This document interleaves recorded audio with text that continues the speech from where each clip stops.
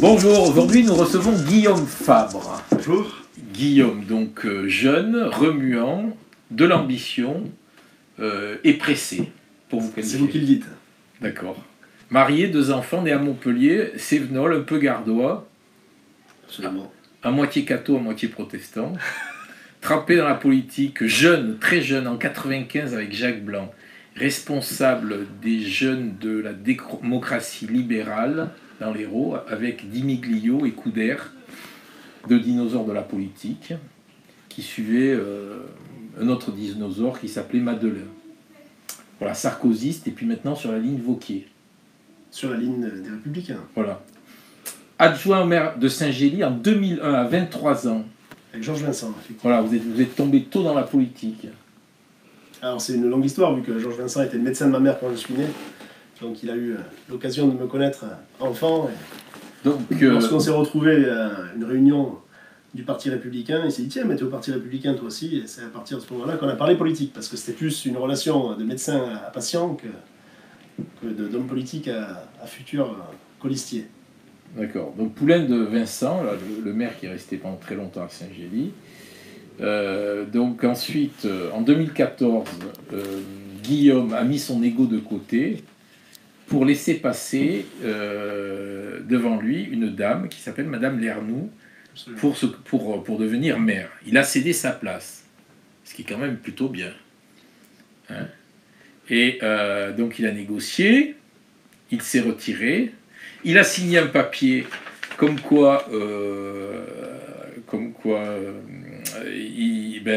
pour un tour, la prochaine mandature, il se présenterait à la place de Madame Lernoux. Est-ce que ça a été une bonne chose? Il a signé un papier. Ça nous a permis de conserver la commune, mais est-ce que ça a été une bonne chose? Parce qu'aujourd'hui... Et alors aujourd'hui, c'est la cata. Est différente. Aujourd'hui, c'est la cata. Voilà. Ça lui restait un peu sur l'estomac, cette signature, donc il a décidé de se présenter. Mais Madame Lernoux, qui a signé un papier, elle n'est plus d'accord.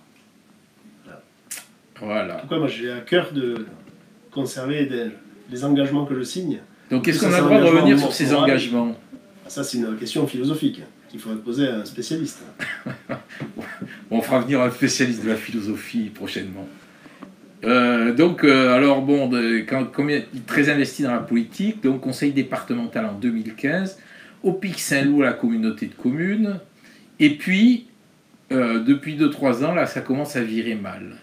Donc vous avez été dégagé du conseil départemental, de la présidence du groupe? Pas du tout.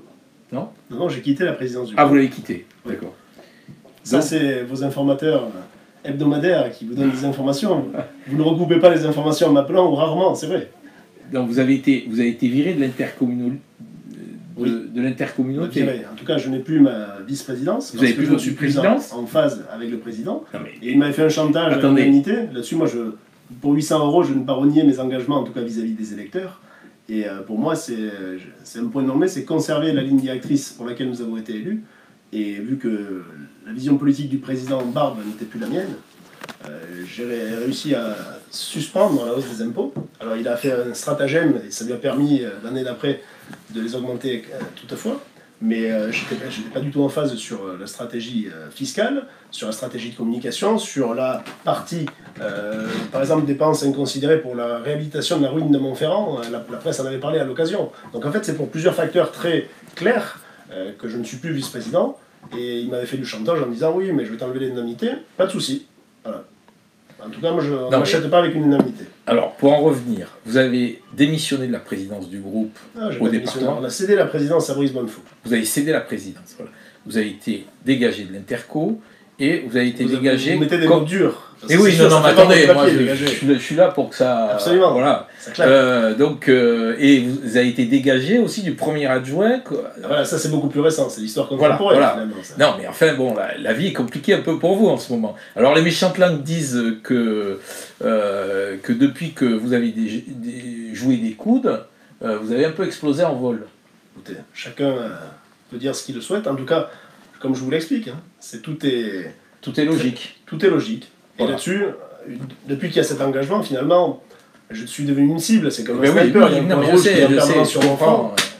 Et vous le savez, là, sans raison, Michel Lernoux-Cizenet elle ne souhaite pas continuer à avoir ses engagements et respecter la parole donnée. Pour moi, c'est quelque chose de très important. Et même, je pense, pour les habitants des communes, même la France, on le voit, il n'y a plus de respect des engagements, des valeurs. Et on sent ce délitement. Les gens ont envie d'élus bien propres, d'élus qui soient respectueux des engagements.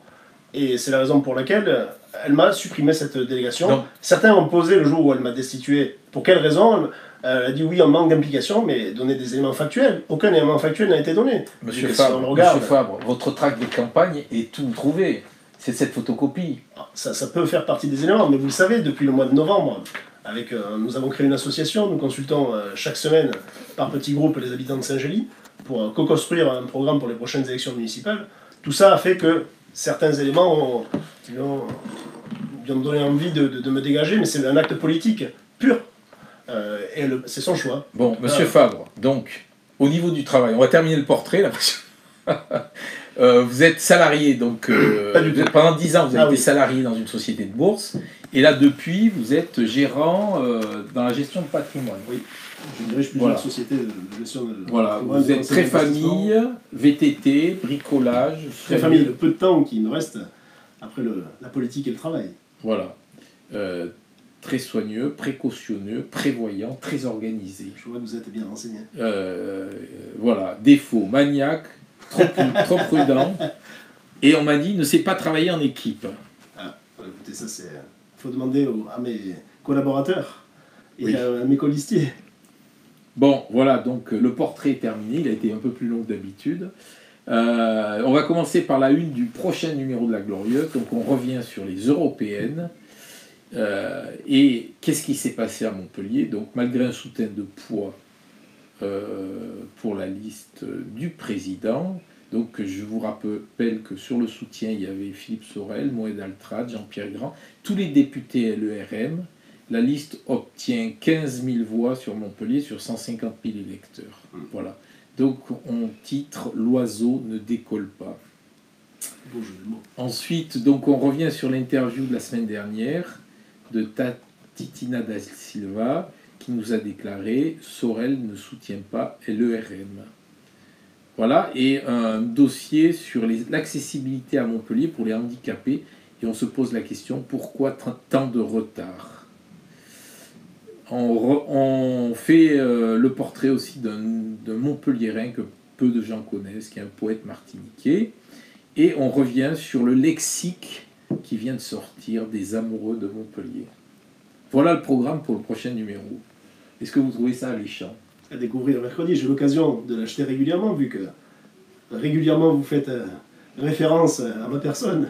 Oui, mais donc vous êtes quelqu'un qui est remuant, qui n'est pas conventionnel, donc c'est normal qu'on parle de vous. Hein. Pas conventionnel. Les gens qui sont dans le rang, non, mais vous essayez de jouer des coudes. Pas du tout, non. Ah bon? Je ne pense pas jouer des coudes plus que ça. Bon, revenons sur l'actu. Aux européennes, LR a été donné à 15%, on termine à 8%. C'est un peu comme l'oiseau, c'est un crash en vol. C'est terrible, c'est vrai que c'est un coup dur pour la droite républicaine. Personne n'imaginait que le score soit si faible. Ou localement, à Montpellier, ça reste très très compliqué. Je crois qu'on est aux alentours de 6% sur Montpellier. Peut-être même un peu moins. J'ai dit 8%, ça doit être au niveau national. Au niveau national, c'est 8%, ouais, effectivement. Non, c'est un coup dur pour la droite, qui avait déjà été mise à mal lors des élections présidentielles, où Macron a réussi à exploser tout le microcosme politique historique, avec le PS qui n'existe plus, les Républicains aujourd'hui qui sont vraiment au ras des pâquerettes. Mais tout ça, finalement, avec François Fillon, pour quelques centaines de milliers de voix, ne se retrouve pas au second tour. Alors, on pourrait en parler longtemps, mais... Vous savez ce qu'on dit, Fillon a divisé par 2 les voix de Sarkozy, et Wauquiez a divisé par 2 les voix de Fillon. Donc il y a un travail de... Il y a un sacré travail à faire, hein. Et certainement, de toute façon, comme ça a été finalement quand Jacques Chirac a créé l'Union en mouvement, il n'y a que par le rassemblement qu'on arrivera à essayer de remotiver les troupes et d'avoir des scores dignes d'un parti de droite républicain. Ça veut dire quoi être républicain en 2019?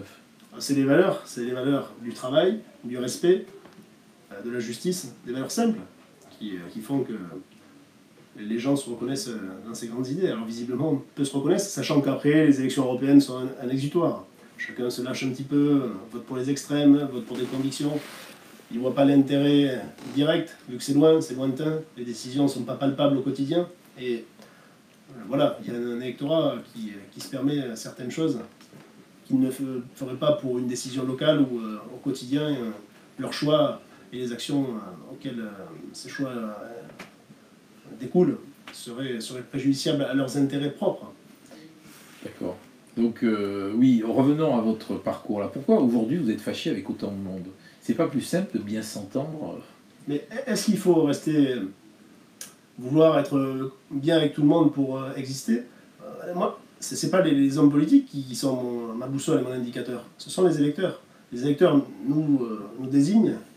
On a l'insigne honneur de porter, de représenter leur voix, de défendre leurs intérêts. Et c'est pas parce que entre élus, chacun essaie de faire sa tambouille pour avancer. Moi, je suis pas comme ça. Voilà. Je suis élu par une population sur un programme donné et je continue jusqu'au bout à le défendre. C'est le cas au département. Là-dessus, on est là. Certains élus de notre groupe votent avec la majorité socialiste. Ce n'est pas ma vision des choses. Bon, dans la présentation, je suis passé sous la fâcherie que vous avez eue lors des élections législatives sur la 4e circonscription, où vous avez été mis en congé du parti. C'est ça, j'étais suspendu. Voilà. Effectivement, parce que je n'ai pas soutenu Laurence Christol. Pour quelle raison? Tout simplement, j'étais responsable de circonscription. Et à ce moment-là, on avait réuni l'ensemble des militants qui s'expriment. C'est très démocratique au sein des Républicains. Et donc il y a un comité de circonscription, on l'a réuni, et à ce moment-là, ils ont souhaité ne pas soutenir Laurence Christol. Pour plusieurs raisons, parce qu'ils pensaient qu'elle n'était pas légitime, qu'elle n'avait pas les réseaux et les militants pour se présenter à une élection législative. Et c'est la raison pour laquelle on a décidé, collectivement, à l'unanimité, au moins quelques voix, en tout cas à l'unanimité des gens élus, parce qu'il y a des gens élus et des membres de droit, les élus sont membres de droit sans être élus par les militants, de ne pas soutenir Laurence Christol, se mettre en retrait, parce qu'on pensait que ce n'était pas la candidate utile. Ça a été un parachutage parisien, parce qu'il fallait une parité totale. Alors la parité c'est bien, mais à un moment donné, il faut une adéquation entre un territoire et un candidat, ce qui n'était pas le cas. Et donc en l'occurrence, elle a été candidate parce que c'était une femme. Et donc le comité de circonscription a choisi de ne pas la soutenir. C'est la raison pour laquelle, étant responsable de cette circonscription et ne la soutenant pas, j'étais suspendu du parti à cette période. C'est tout simplement. Donc ça c'est la cerise sur le gâteau, quoi. Quelle cerise? Ben, je sais pas, par rapport aux autres fâcheries. Moi je ne veux pas... Non. Ça, bon. En tout cas ça m'amuse beaucoup. C'est vrai que chaque semaine, il y a un fil rouge, c'est bien, ça me permet d'acheter hebdomadairement votre journal. Mais non, ce qui s'est passé, clairement... Les aventures de Guillaume Fabre. Ça, ouais, voilà. Vous faites des jeux de mots. Saint-Gély, le laboratoire Fabre. Vous me caricaturez. Voilà, et ce qui se passe, à un moment donné, il y a une démocratie interne au parti, on le respecte. Et c'est pareil pour les élections municipales à venir. Et donc, vous êtes jeune, vous avez commencé la politique à 23 ans, là, vous avez la quarantaine passée, donc ça fait déjà 20 ans que vous faites de la politique. Oui. Vous vous rendez compte, 20 ans. Et pourquoi vous n'êtes pas présenté à la présidence du département pour les Républicains? Vous avez laissé la place à un C'est-toi. Mais qui est très bien. Sébastien Pacul, en tout cas, a à cœur de faire respecter les statuts, et il a fait une très belle campagne. On l'a soutenu en ce sens. Pourquoi? Parce que vous a viré aussi, hein Pas du tout. Non. Ah non.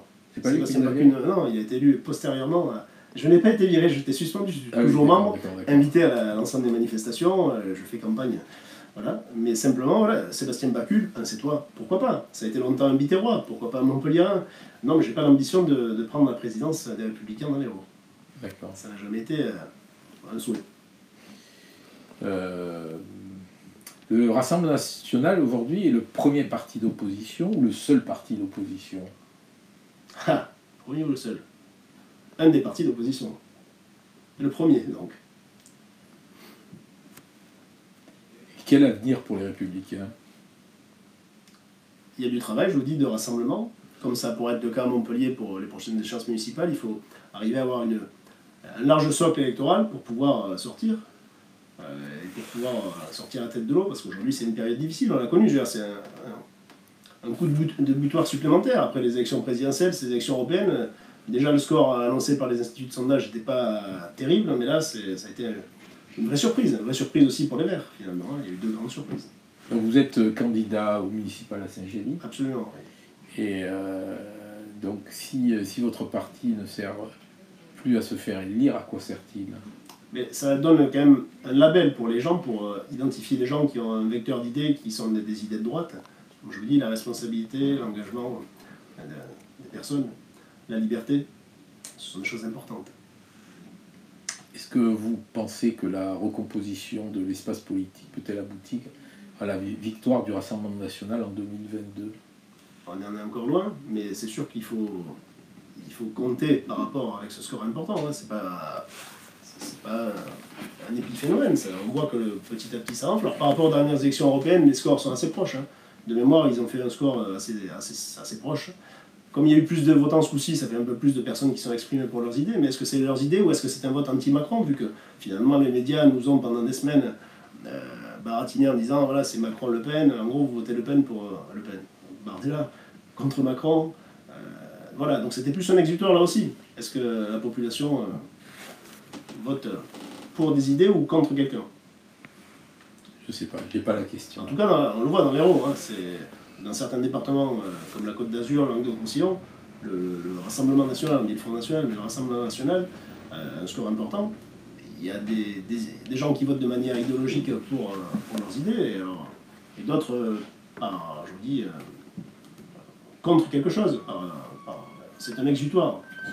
En gros, c'est le drapeau rouge, attention. Vous penchez plutôt de quel côté, l'AREM ou RN? Moi, je suis républicain. Non, mais si, vous savez, la balance, elle penche toujours. Vous le connaissez, moi j'ai des positions de droite assumées. Certains jouent, même vous, de temps en temps, dans la Lorraine, vous dites que je vote comme le RN. Ou est-ce que le RN vote comme moi? Ça, c'est au niveau du conseil départemental. Mais il y a certaines choses. Une rigueur sur les finances locales, des dépenses de personnel qui devraient être assez contenues. Ici, dans l'Hérault, on a un problème avec les mineurs non accompagnés, donc les mineurs non étrangers notamment. Il y a un vrai appel d'air dans l'Hérault parce qu'il est logé à l'hôtel, donc ça se dit. Et donc ils viennent dans l'Hérault parce qu'ils disent on est super bien logés dans l'Hérault, venez, c'est donc les contribuables héraultais qui payent. Il y a sans cesse, tous les mois, il y a des rallonges budgétaires qui sont faites sur les mineurs étrangers, les mineurs non accompagnés. Ils ont changé le terme parce que ça fait un petit peu moins dur. Mais là-dessus, voilà, moi je m'abstiens sur ces questions et je m'oppose aussi parce que à un moment donné, on ne peut pas créer un appel d'air. Il faut qu'il y ait une certaine uniformité, c'est à l'État à gérer les problèmes migratoires et pas aux contribuables héraultais à être contraints et à subir une politique départementale laxiste envers ces mineurs non accompagnés. Qu'est-ce qu'il faut faire alors? Qu'est-ce qu'il faut faire? Les accueillir, mais rester dans les quotas que l'État impose. Alors, on est largement au-dessus des quotas, on voit avec toutes les nuisances que ça peut créer sur Montpellier. On est quel niveau en dessus de ces quotas? On est au plus du triple par rapport aux quotas. On le voit, la presse, Midi Libre régulièrement a fait des articles là-dessus. On doit être à 140 ou 150 accueils chaque année, on est pas loin de 400. Est-ce qu'on peut dire que les Verts ont fait aussi mal à la gauche que LERM a fait à la droite? Je ne le pense pas. Moi, ce qui m'a surpris hier, j'ai tenu un bureau de vote. C'est une bonne question, non? C'est une bonne question. En tout cas, là où j'étais surpris, c'est beaucoup de jeunes sont venus voter hier. En tout cas, c'est ce qui m'a... Tout au long de la journée, j'ai dit, tiens, il y a beaucoup de jeunes qui viennent voter. Vous étiez où hier? Je tenais un bureau de vote à Saint-Gély. D'accord. Le bureau de la Frégère, donc un des 6 bureaux de vote de Saint-Gély. Et finalement, alors est-ce que c'est aussi qui a voté pour les Verts? Voilà, mais en tout cas, il y a eu beaucoup plus de jeunes que les autres scrutins sur notre commune. Après, je ne veux pas... À Saint-Gély, c'est quoi le résultat? Le résultat, c'est l'Oiseau 27, les Verts et le Front, le Rassemblement national à 16 et les Républicains à 12. D'accord. Ok. Donc même à Saint-Gély, les Républicains prennent mal. Absolument. C'est le cas dans pas mal de communes de droite. Hein, où, les Républicains ont du mal à décoller. Quelles sont vos ambitions? Dans un premier temps, la mairie de Saint-Gély l'année prochaine. D'accord. Chaque chose. Est-ce que vous êtes partisan comme Robert Ménard de l'union des droites? L'union des droites, ça c'est... Pourquoi pas? Après, il faut arriver à l'union de quelle droite? Parce qu'au Rassemblement national aussi, il y a des sensibilités, on va dire, acceptables, et d'autres moins. On a des idées, des convergences, des points de convergence assez forts, sur plusieurs points, hein. D'autres non. Alors effectivement, est-ce qu'il va y avoir une recomposition? C'est fort possible, vu le contexte. mais il faut travailler, il ne faut pas dire fusionner les partis. Il y a des gens qui ont des mêmes idées qui peuvent se retrouver sur un nouveau parti. On va terminer par la question chapeau. Tenez, si vous voulez choisir.